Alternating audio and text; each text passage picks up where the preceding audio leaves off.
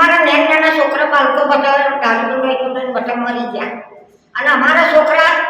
મોઢાનું અનાજ કંઈ મળતું નહીં હાલ ઘરના વાહને વેચી દારૂ પી જાય કોઈ વાહન રાખ્યું નહીં આહારું ઢોળી પહેરવા રાખ્યું નહીં એ શું કહો દારૂ બંધ થવો જો દારૂ બંધ તમારું નામ કંકુબેન આજે માલણ ગ્રામ પંચાયત દ્વારા એક સારું આયોજન કરવામાં આવેલું હતું ગામના અંદર દારૂની બધી ખૂબ થઈ ગયેલ છે જાહેરમાં દારૂ પીને લોકો ફરી રહ્યા છે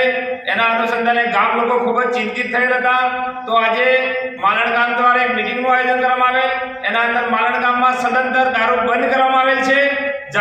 જે પણ લોકો વેચે છે એમના ઉપર પણ પ્રતિબંધ કરવામાં આવેલ છે જાહેરમાં કોઈ ફરશે તો એની સામે કાયદેસરની કાર્યવાહી કરવામાં આવશે અને માલણ ગ્રામ પંચાયત દ્વારા જે પણ સુવિધાઓ મળે છે એ સુવિધાઓ બંધ કરવામાં આવેલ છે અને ગામે બીજો પણ નિર્ણય એવો કર્યો છે કે ટૂંક જ સમયમાં માલણ ગામની અંદર લોક દરબારનું આયોજન કરવામાં આવશે અને તેની અંદર બનાસકાંઠા જિલ્લા પોલીસ